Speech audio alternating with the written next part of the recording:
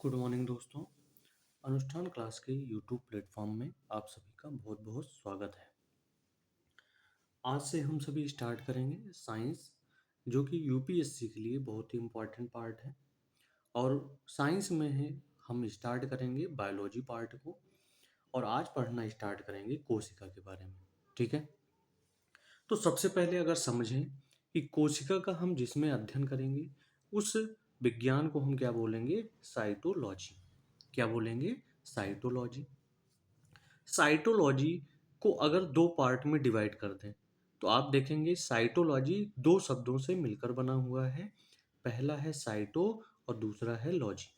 ठीक है, साइटो का मतलब होता है सेल, और सेल का अर्थ होता है सूक्ष्मतम भाग। लॉजी का मतलब होता है लॉगस, यानी अध्ययन करना।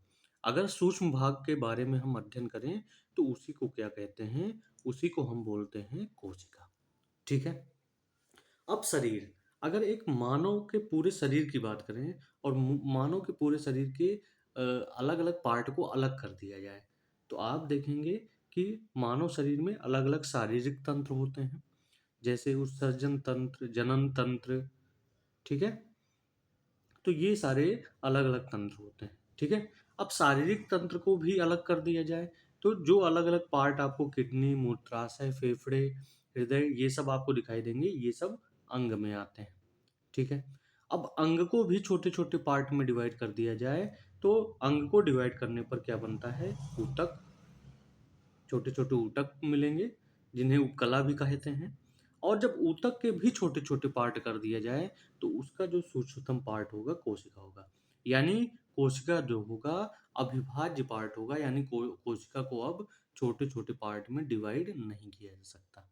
ठीक है, तो यानी है यहाँ से परिभाषा अगर हम याद करना चाहें तो कोशिका के समूह को ऊतक कहते हैं, ऊतकों के समूह को अंग कहते हैं, अंग के समूह को शारीरिक तंत्र कहते हैं, और शारीरिक तंत्र के समूह को क्या कहते हैं? मानव शरीर। तो अब हम अध्ययन करेंगे कि कोशिका क्या है। ठीक है, तो कोशिका क्या है? कोशिकाएं सजीवों के शरीर की कार्यात्मक एवं क्या है? संरचनात्मक इकाई है। ठीक है, कोशिका को हम क्या कहते हैं? सजीवों के शरीर की कार्यात्मक और संरचनात्मक इकाई। सेल, सेल की हम चर्चा कर रहे हैं तो सेल हम शब्द देंगे, जो सेल शब्द है वो लैटिन शब्द है। ठीक है, सेल एक लैटिन शब्द है और जिसका अर्थ होता है क्या? जिसका अर्थ होता है छोटा कमरा। ठीक है, यहाँ भी हम सेल से क्या बनता है, यानी सेल के समूह से टिश्यू बनता है, ऊतक बनता है, और टिश्यू के समूह से क्या बनता है? ऑर्गन बनते हैं डिफरेंट डिफरेंट, जैसे हार्ट, मांसपेशियां, लीवर, लंग, ये सारे ऑर्गन बनते हैं। तो सेल आप देखेंगे सेल का अर्थ होता है छोटा कक्ष। छोटा कक्ष है तो ये क्या हुआ? कार्यात्मक इकाई हुआ। यानी कार्यात्मक इकाई का मतलब सेल जब सेलों का समूह जब बन जाएगा तो क्या बना लेगा? ऊतक बना लेगा।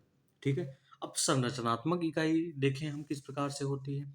तो संरचनात्मक इकाई में सेल को दो भागों में डिवाइड किया जा रहा है, अंडाणु और शुक्राणु। अंडाणु जो होता है सबसे लार्जेस्ट सेल है, और शुक्राणु जो होता है सबसे स्मॉलेस्ट सेल है। ठीक है, जब अंडाणु और शुक्राणु फैलोपियन ट्यूब में किसके थ्रू? निषेचन के थ्रू बनते हैं तो उसमें क्या बनता है? युग्मनज। और युग्मनज ही किस रूप में होता है? भ्रूण के रूप में होता है।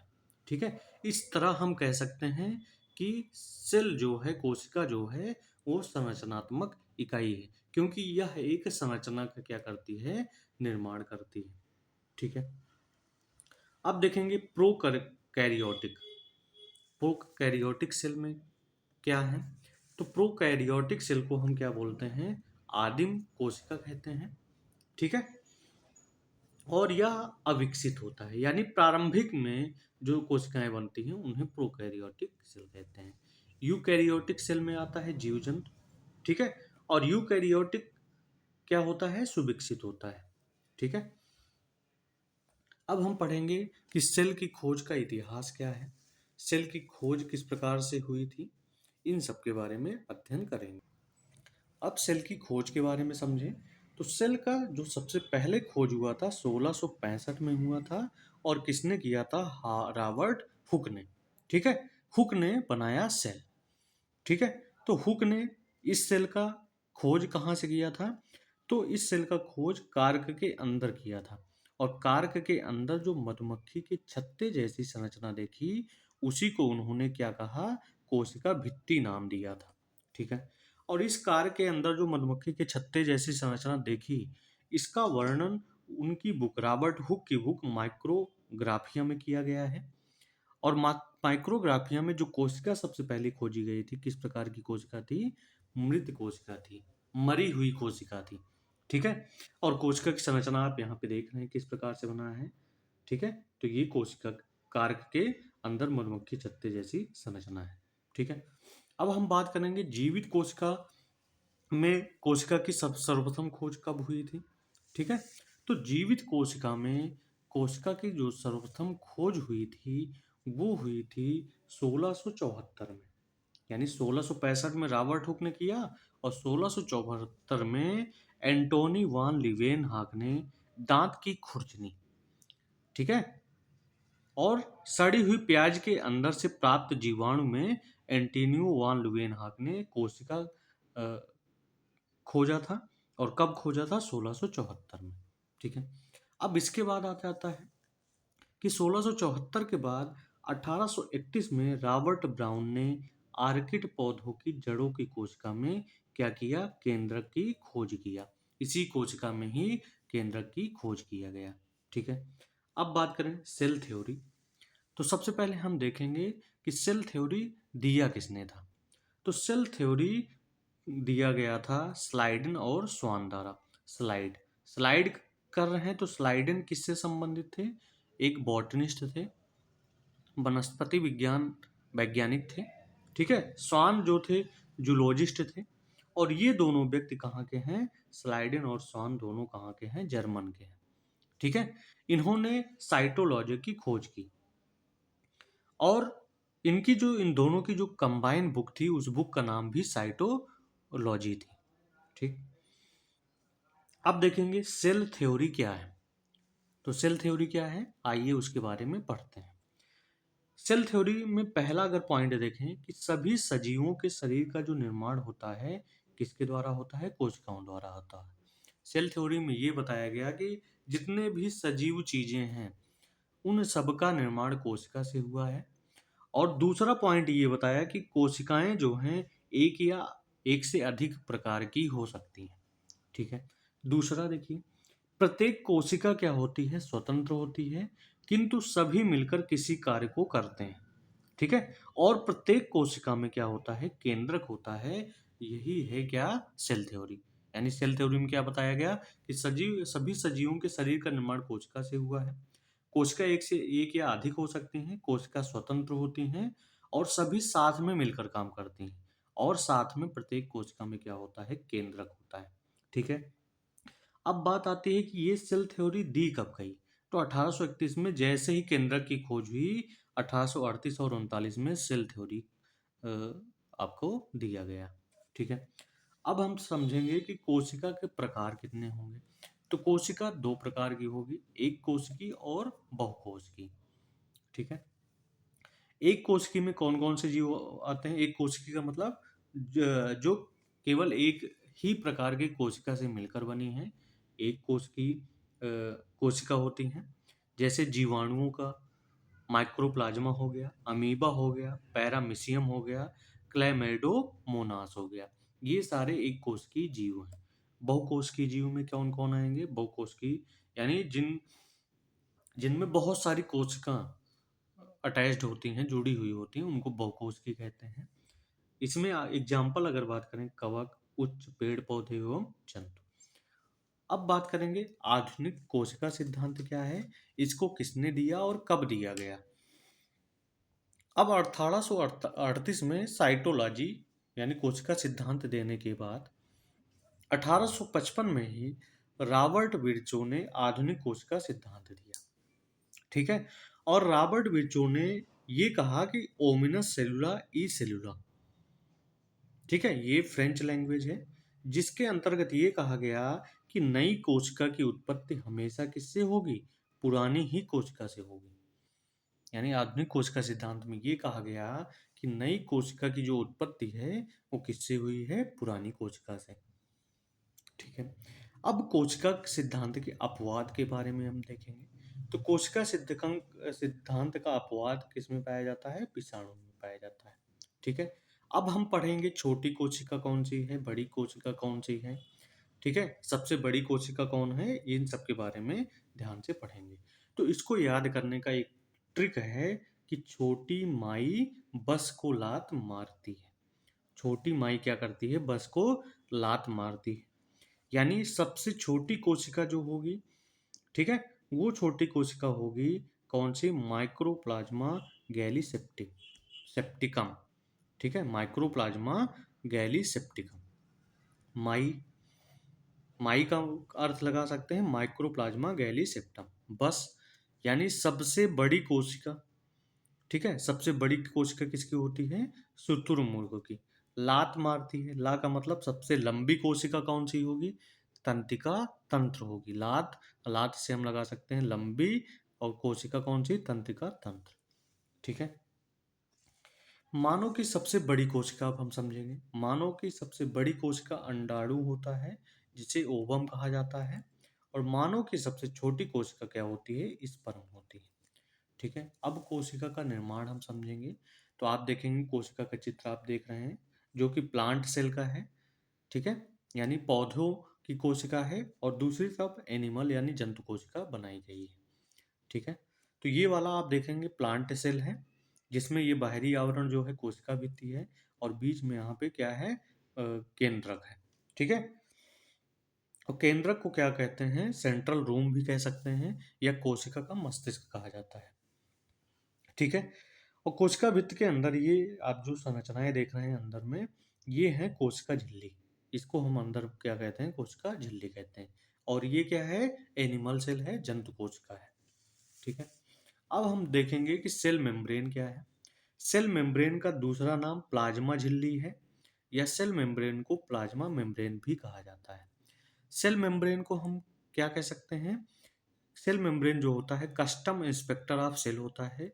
यानी कोशिका का द्वारपाल जो होता है, कौन होता है? सेल मेम्ब्रेन होता है। ठीक है। उसके बाद हम बात करेंगे एंडोप्लाज्मिक रेटिकुलम, जिसे अंतःपद्रवी जालिका कहते हैं। और अगर कोशिका का कंकाल पूछा जाए, कोशिका का कंकाल किसे कहते हैं? तो एंडोप्लाज्मिक रेटिकुलम को कोशिका का कंकाल कहा जाता है। राइबोसोम, राइबोसोम क्या होता है? प्रोटीन की फैक्ट्री है। यानी राइबोसोम को हम क्या कहते हैं? प्रोटीन की फैक्ट्री कहते हैं। माइटोकांड्रिया क्या है? कोशिका का ऊर्जा गृह जो होता है, माइटोकांड्रिया को कहा जाता है, यानी power house of cell.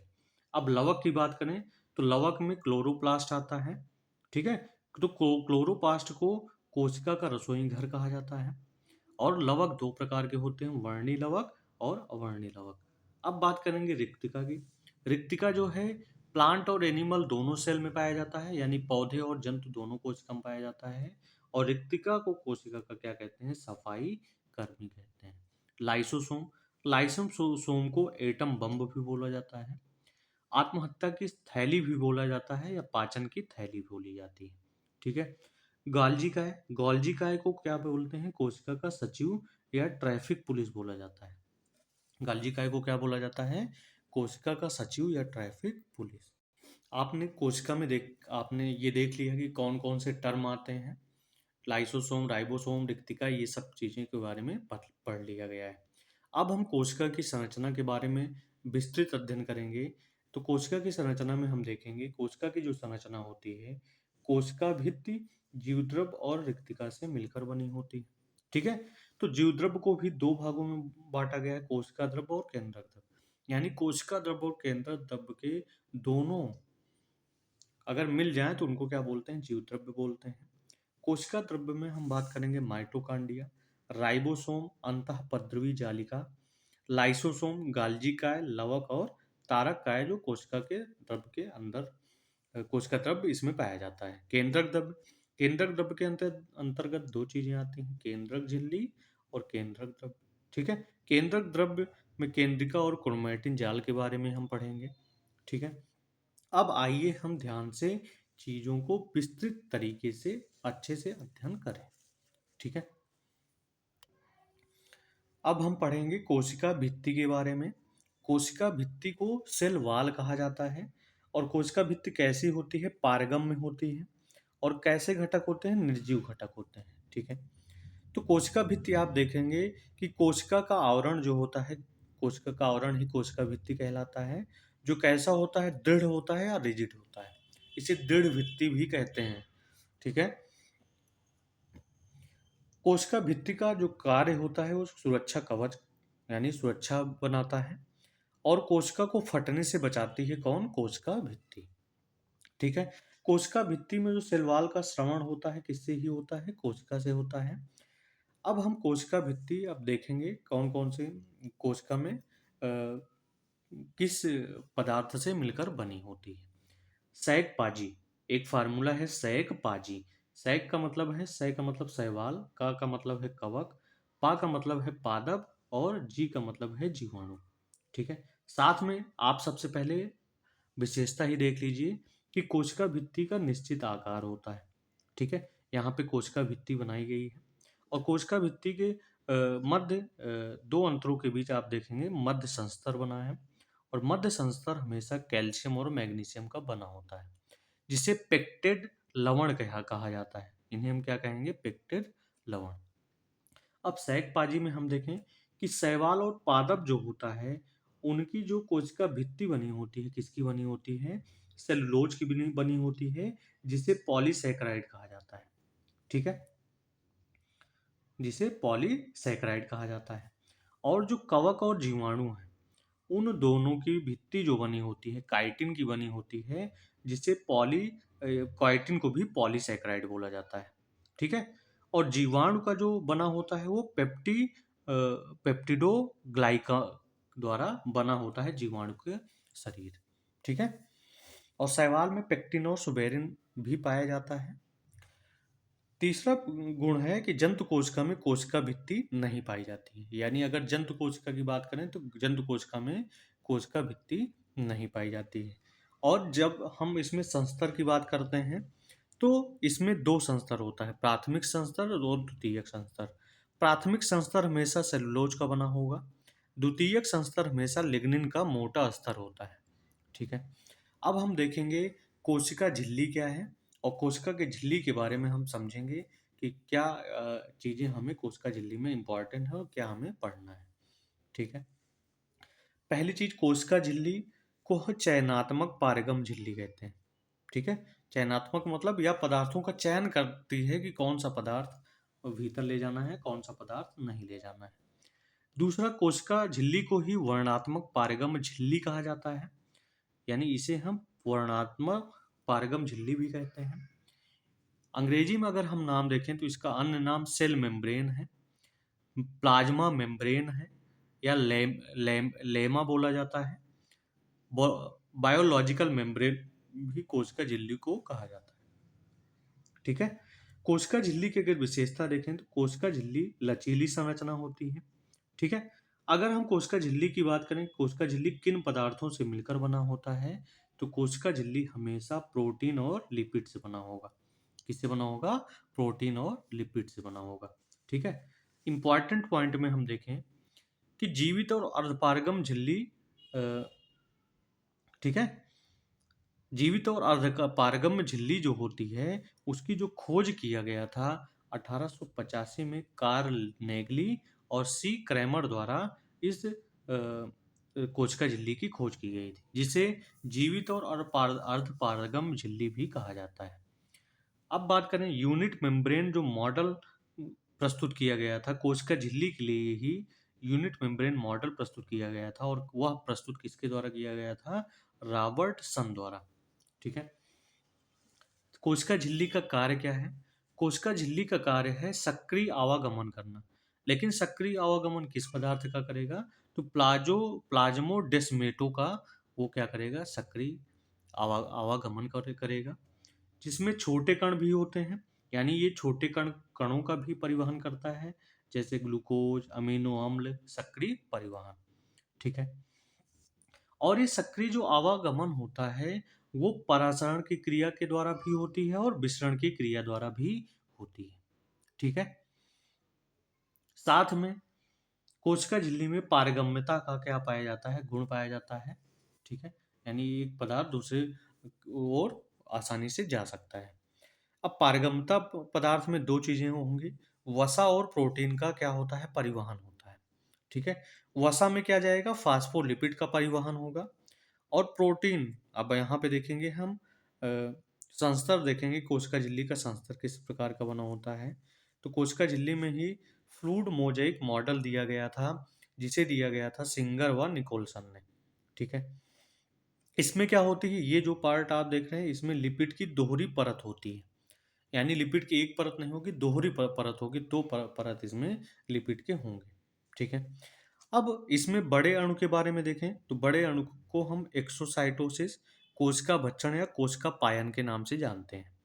Exocytosis क्या है, एक्सो एक्सो का मतलब बाहर, पदार्थों को बाहर निकलना एक्सोसाइटोसिस है। कोशिका भक्षण किसका किया जाता है, एंटीजन यानी जटिल अणुओं का कोशिका भक्षण होता है, किसमें, इसी कोशिका झिल्ली में। ठीक है, कोशिका पायन का क्या मतलब है, कोशिकीय तरल पदार्थ का जो अवशोषण करना है, उस क्रिया को हम क्या कहते हैं, कोशिका पायन। ठीक है, इस प्रकार से आप देखेंगे कि आपका कोशिका झिल्ली वाला टॉपिक जो है अच्छे से कंप्लीट होगा। अगला दूसरा टॉपिक हम पढ़ेंगे जीवद्रव्य के बारे में, जिसे प्रोटोप्लाज्म कहा जाता है। जीवद्रव्य की खोज डुजार्डिन ने किया। ठीक है, डुजार्डिन ने क्या किया, जीवद्रव्य का खोज किया, प्रोटोप्लाज्म का खोज किया। नामकरण किसने किया, नामकरण किया है एच बी मोहाल ने। ठीक है, माहौल बनाया नामकरण करने का, तो इस तरह हम याद कर सकते हैं कि एच बी मोहाल, जीवद्रव्य की खोज किया गया है। जीवन का आधार कहा किसने, जीवन का आधार पुरकिंजे ने कहा। और जीवद्रव्य को जीवन का भौतिक आधार किसने कहा, तो हक्सले ने जीवन को भौतिक आधार जीवद्रव्य को कहा है, माना है। ठीक है, और जीवद्रव्य है क्या, कोशिका झिल्ली के अंदर एक गाढ़ा, रंगहीन, पारभासी तथा लसलसा वजन युक्त पदार्थ पाया जाता है, जिस पदार्थ को हम क्या कहते हैं, जिस पदार्थ को जीवद्रव्य कहा जाता है। ठीक है, क्लियर हो गई इतनी बात। अब हम पढ़ेंगे दूसरा सबसे इंपॉर्टेंट टॉपिक, जिसमें से क्वेश्चन बहुत ज्यादा पूछे जाते हैं, माइटोकांड्रिया। ठीक है, माइटोकांड्रिया, माइटोकांड्रिया का ही नाम है सूत्रकणिका। ठीक है, सबसे पहले हम देखेंगे कि माइटोकांड्रिया को साइक्रोसोम नाम दिया गया था, और साइक्रोसोम भी माइटोकांड्रिया को कहा जाता है। ठीक है, खोज माइटोकांड्रिया किसने की थी, कोलिकर ने की थी। और किसमें की थी, सबसे पहले 1880 में कीटों की रेखित पेशियों में इन्होंने माइटोकांड्रिया को देखा था। यानी देखा किसमें था, कीटों की रेखित पेशियों में देखा था। माइटोकॉन्ड्रिया को सबसे पहला नाम बायोब्लास्ट दिया गया, और बायोब्लास्ट नाम दिया गया किसके द्वारा, अल्टमैन द्वारा, 1890 में। ठीक है, माइटोकांड्रिया नाम कब किया गया, माइटोकांड्रिया नाम किया गया 1896 ईस्वी में, और इसका नामकरण किया किसने, सी बेंडा ने। ठीक है, अब नोट पॉइंट में देखेंगे कि अगर जीवाणु और नीलहरित शैवाल को छोड़ दिया जाए तो बाकी सभी में माइटोकांड्रिया आपका क्या होता है, पाया जाता है। ठीक है, अब देखेंगे माइटोकांड्रिया का जो संगठन है, यानी किस पदार्थों से मिलकर बना है। तो माइटोकांड्रिया प्रोटीन से, डीएनए से, फास्फोलिपिड व आरएनए, इन सभी से बना हुआ है। ठीक है, कार्य हम देखेंगे माइटोकांड्रिया का कार्य क्या है। तो माइटोकांड्रिया का मुख्य कार्य है कार्बोहाइड्रेट, प्रोटीन व वसा का क्या करना, ऑक्सीकरण करना, तथा एटीपी के रूप में क्या करना, ऊर्जा को संचित करना। एटीपी के रूप में क्या करना, ऊर्जा को संचित करना। ठीक है, अब सबसे पहले हम एटीपी के बारे में पढ़ेंगे कि एटीपी क्या है। तो एटीपी का नाम है एडेनोसिन ट्राइफॉस्फेट, जो कि जीवित पौधे और जानवरों के लिए ऊर्जा अणु के रूप में कार्य करता है। यानी ये जीवित पौधों और जानवरों के लिए ऊर्जा अणु के रूप में कार्य करता है। इसे कोशिकाओं की क्या कहते हैं, ऊर्जा मुद्रा कहते हैं। अगर पूछा जाए कि कोशिकाओं की ऊर्जा मुद्रा निम्न में से कौन सा है, तो एटीपी जो है वो कोशिकाओं की ऊर्जा मुद्रा है। बैक्टीरिया, कवक, पालक में ऊर्जा रूपांतरण एटीपी के माध्यम से होता है। ठीक है, बैक्टीरिया, कवक और पालक में जो ऊर्जा का रूपांतरण होता है, वो किस माध्यम से होता है, वो होता है एटीपी के माध्यम से।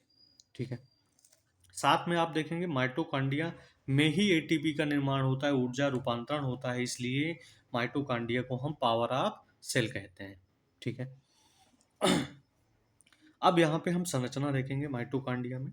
माइटोकॉन्ड्रिया में ये आंतरिक झिल्ली है, ये आप देख रहे हैं, ये आंतरिक झिल्ली है, और इसी में बीच में डीएनए नामक पदार्थ, डीएनए और आरएनए नामक पदार्थ पाया जाता है।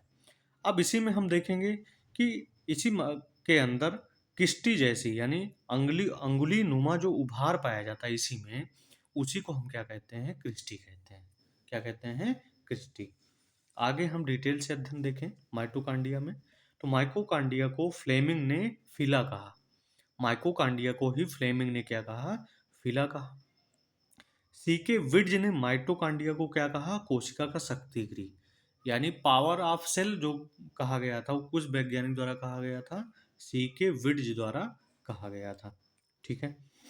ऑक्सी श्वसन के दौरान माइटोकॉन्ड्रिया में केप्स चक्र एटीपी के रूप में ऊर्जा मुक्त करता है। यानी ऑक्सी श्वसन के दौरान माइटोकॉन्ड्रिया में ही एक भाग पाया जाता है जिसका नाम है केप्स चक्र, और केप्स चक्र एटीपी के रूप में ऊर्जा मुक्त करता है।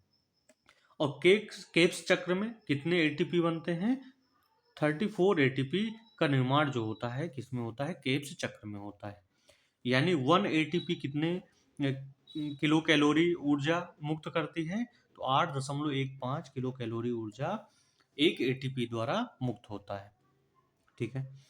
अब देखिए इसी में भाग होता है केप चक्र में, किस्टी में F1 कण होते हैं और माइनस इलेक्ट्रॉनों का आवागमन, यही क्या इसी रूप में ऊर्जा क्या होती है, निर्मुक्त होती है। ठीक है।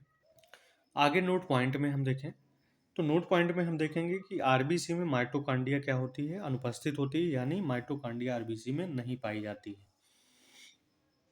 जीवाणुओं में माइटोकॉन्ड्रिया अनुपस्थित होती है। ये कुल वलन में उपस्थित जहां श्वसन के एंजाइम पाए जाते हैं जिन्हें मिजोसोम्स कहते हैं, यानी जहां पर श्वसन के एंजाइम पाए जाएंगे उसको मिजोसोम्स कहेंगे। साथ में माइटोकॉन्ड्रिया को बैक्टीरियल माइटोकॉन्ड्रिया भी कहा जाता है।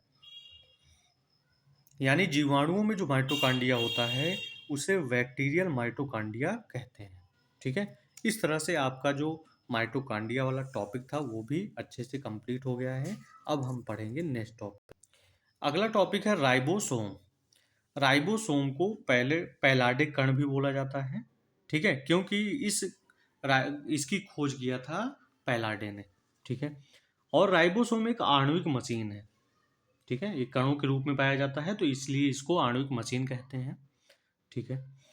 प्रयोगशाला में निर्माण, सबसे पहले जो राइबोसोम को प्रयोगशाला में निर्माण किया था किसने किया था, नोमुरा ने किया था। ठीक है।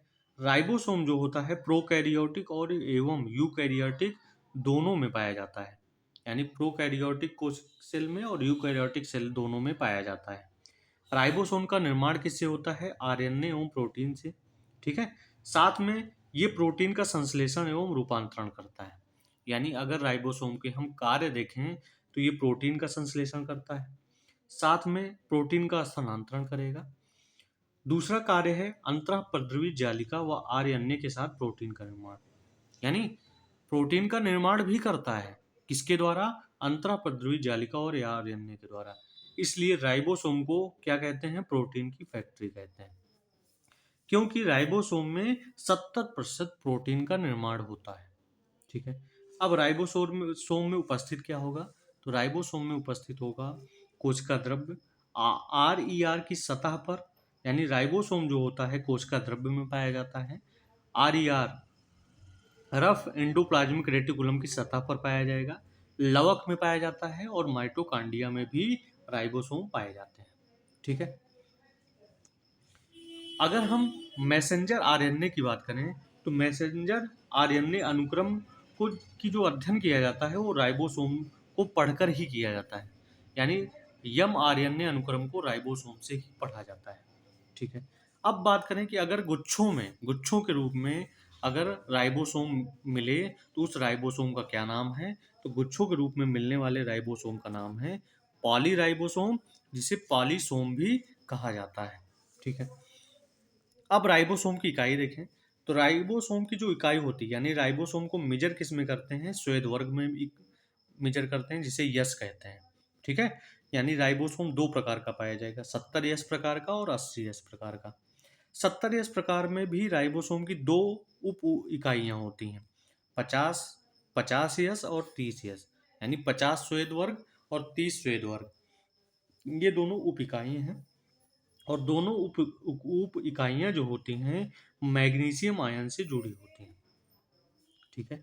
80S प्रकार का अगर हम देखें तो 80S प्रकार के राइबोसोम में 60S प्रकार का और 40S प्रकार का श्वेत वर्ग की दो उप इकाइयां पाई जाती हैं, और दोनों किससे जुड़ी होंगी, मैग्नीशियम आयन से जुड़ी हुई होंगी। लाइसोसोम, अगला जो टॉपिक है लाइसोसोम है। ठीक है। लाइसोसोम में बहुत ही सूक्ष्म कोशिकांग यानी छोटी छोटी पुट्टिकाओं के रूप में लाइसोसोम पाया जाता है। ठीक है। लाइसोसोम को अगर ब्रेक करें तो ये लाइसिस से बना है, यानी लाइसोसोम का काम है तोड़ना, अपघटन करना, चीज़ों को ब्रेक करना। ठीक है। यानी लाइसोसोम क्या करता है, लाइसोसोम अपशिष्ट पदार्थों को तोड़ने का काम करता है। ठीक है। इसकी खोज किसने की, तो लाइसोसोम की खोज क्रिश्चियन डी डवे ने की थी। यानी लाइस लाइस सो लाइस को दबा के किया गया था। तो डी डवे किसकी खोज किए थे, लाइसोसोम की। निर्माण, इसका निर्माण अंतःपद्रवी जालिका व गॉल्जी काय से होता है। ठीक है। नामकरण इसका किसने किया था, तो लाइसोसोम का नामकरण नोविकॉफ ने किया था। नो कॉफी पीकर इसका नामकरण किया गया था। नोविकॉफ क्या है, लाइसोसोम के नामकरण करने वाले व्यक्ति हैं। लाइसोसोम पाया किस में जाएगा, तो लाइसोसोम केवल जीवों की कोशिका में पाया जाता है, एंजाइम युक्त कोशिका में पाया जाता है, जैसे यकृत हो गया, यकृत में एंजाइम पाया जाता है, अग्नाशय की कोशिका हो गई, वृक्क की कोशिका हो गई, और थायराइड हो गया। ठीक है। लाइसोसोम का अगर हम कार्य देखें तो लाइसोसोम का मुख्य कार्य है जीवाणु एवं विषाणुओं को नष्ट करने का काम। ठीक है। अम्लीय प्रकृति के जल अपघटनीय एंजाइम होते हैं जो कोशिका के अनावश्यक पदार्थों का पाचन करते हैं, जिसे पाचन की थैली, इसीलिए इसको क्या कहते हैं, पाचन की थैली कहा जाता है, क्योंकि ये अम्लीय प्रकृति के जल अपघटनीय एंजाइम को क्या करता है, पदार्थों का पाचन करता है। ठीक है। साथ में ये, इसे हम आत्महत्या की थैली भी कहते हैं, सुसाइड बैग भी कहते हैं, क्योंकि ये जीवन चक्र के दौरान अनावश्यक पदार्थों को पचाने के बाद ये थैलियां नष्ट हो जाती हैं। ठीक है। इसलिए इनको सुसाइडल बैग भी कहा जाता है, और ये जीवन चक्र के दौरान फट जाते हैं। लाइसोसोम के अंदर कौन सा एंजाइम पाया जाएगा, तो लाइसोसोम के अंदर हाइड्रोलिटिक एंजाइम पाया जाएगा, जल अपघटनीय एंजाइम पाए जाएंगे। ठीक है। कार्य हमने पढ़ ही लिया है कि ये जीवाणु एवं विषाणुओं से हमारी रक्षा करता है। अब लाइसोसोम अपघटनीय एंजाइम में कौन कौन से एंजाइम पाए जाते हैं, तो लाइसोसोम अपघटनीय एंजाइम में हाइड्रोलेज, लाइपेज, प्रोटीएज, कार्बोहाइड्रेट, ये सारे एंजाइम पाए जाते हैं। ठीक है। लाइसोसोम क्या करते हैं, क्षतिग्रस्त कोशिका को पचा लेते हैं, तो इसीलिए इनको क्या कहा जाता है, पाचन की थैली भी कहा जाता है। अब हम बात करेंगे लवक के बारे में। तो लवक को प्लास्टिड कहा जाता है, और लवक की खोज किसने किया था, हैकेल ने किया था। यहाँ पे क्रॉस चिन्ह हमने लगाया है कि लवक की खोज किसने किया था, हैकेल ने किया था 1865 में। और इसका नामकरण, लवक या प्लास्टिड का नामकरण किसने किया था, तो लवक या प्लास्टिड का नामकरण किया गया था सिम्पर द्वारा। ठीक है। लवक को पादप कोशिका का रसोई घर भी कहा जाता है। और लवक पाया कहाँ जाएगा, यानी इसकी उपस्थिति कहाँ पे होगी, तो लवक जो पाया जाएगा पादप कोशिका में पाया जाएगा। ठीक है। हरे पेड़ पौधे के वायवीय भाग में पाया जाएगा। अब देखिए लवक को अगर हम देखें तो लवक में हम पढ़ेंगे हरित लवक के बारे में, जिसे हम क्लोरोप्लास्ट के नाम से जानते हैं। ठीक है। हरित लवक पाया जाएगा हरे पेड़ पौधों के वायवीय भागों में, वायवीय भागों में जो जमीन से ऊपर के भाग हैं, जैसे तना हो गई, पत्ती हो गई। हरित लवक को ही पर्णहरित कहते हैं। ठीक है। यानी हरित जो पौधों के हरे रंग होते हैं वो पर्णहरित यानी क्लोरोप्लास्ट के कारण ही होता है, जिसमें क्या पाया जाता है, जिसमें क्लोरोफिल पाया जाता है। और क्लोरोफिल में कौन से तत्व पाए जाते हैं, तो क्लोरोफिल में पाया जाता है मैग्नीशियम नामक तत्व। ठीक है। तो पर्णहरित में निर्माण क्या क्या होता है? अमीनो अम्ल, लिपिड, विटामिन, पादप हार्मोन, न्यूक्लियोटाइड एवं द्वितीयक उपचायक पदार्थों का निर्माण कहाँ पे होता है? इस हरित लवक में होता है। ठीक है, ठीक। अब देखिए, इसके अगर हम चित्र को देखें तो ये आप कुछ प्रकार के चित्र देख रहे हैं, इसमें छल्ले के रूप में एक के ऊपर एक संरचनाएं दी गई हैं। ठीक है, तो इस भाग को क्या कहेंगे? स्ट्रोमा कहेंगे। ठीक है, और यहाँ पे जो पॉइंट आप देख रहे हैं इसको क्वांटा सोम्स कहेंगे, और ये है बाहरी झिल्ली, ये है आंतरिक झिल्ली।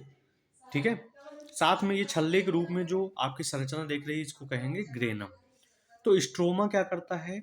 स्ट्रोमा कार्बन डाइऑक्साइड का अपचयन करता है, और ग्रेनम क्या करता है? जल का ऑक्सीकरण करता है, यानी ऑक्सीजन बनाने का काम कौन करता है? ग्रेनम करता है। और हरित लवक में जो पदार्थ बनेगा, फूड बनेगा, वो ग्लूकोज बनेगा, जिसका फार्मूला होता है C6H12O6। ठीक है, हरित लवक को अर्ध स्वायत्त कोशिकांग भी कहा जाता है, यानी हरित लवक को अर्ध स्वायत्त कोशिकांग कहा जाता है। हरित लवक के ग्रेनम को जोड़ने वाली जो पट्टी होती है उसे एंटी ग्रेनम कहते हैं, यानी हरित लवक के जो ग्रेनम को जोड़ने वाली पट्टी है उसको एंटी ग्रेनम कहेंगे। ये प्रकाश ऊर्जा को क्या करता है? रासायनिक ऊर्जा में परिवर्तित करता है।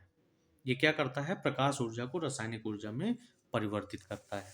साथ में अगर हम प्लास्टिड की डेफिनेशन देखें तो प्लास्टिड क्या होता है? द्विझिल्ली वाले कोशिकांग होते हैं, जिसमें क्या होता है? जिसका मुख्य कार्य है भोजन का निर्माण करना एवं भंडारण का कार्य करना। क्लोरोफिल। अब देखेंगे क्लोरोफिल के प्रकार कितने होते हैं।